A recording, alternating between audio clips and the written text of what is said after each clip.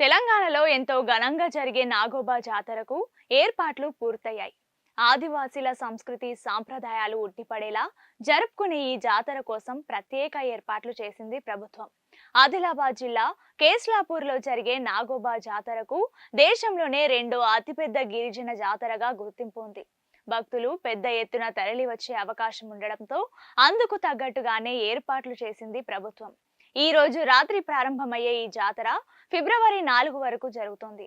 నాగోబా జాతర ఉత్సవాలను 8 రోజుల పాటు ఆదివాసీలు సాంప్రదాయ ఆచార వ్యవహారాలతో నిర్వహిస్తారు. కడెం మండలంలోని గొడిసిరియాల పరిసర ప్రాంతాల్లో ప్రవహిస్తున్న పవిత్ర గోదావరి జలాన్ని కాలినడకన తీసుకొని వచ్చిన మోసరం వంశస్థులు కేస్లాపూర్కు చేరుకున్నారు.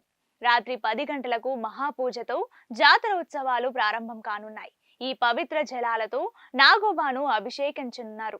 రాత్రంతా నాగదైవానికి మహాపూజ నిర్వహిస్తారు. నాగోబా జాతర ఉత్సవాలకు తెలంగాణతో పాటు మహారాష్ట్ర, మధ్యప్రదేశ్, ఛత్తీస్గఢ్ రాష్ట్రాల నుండి భారీ సంఖ్యలో గిరిజనులు తరలిరానున్నారు.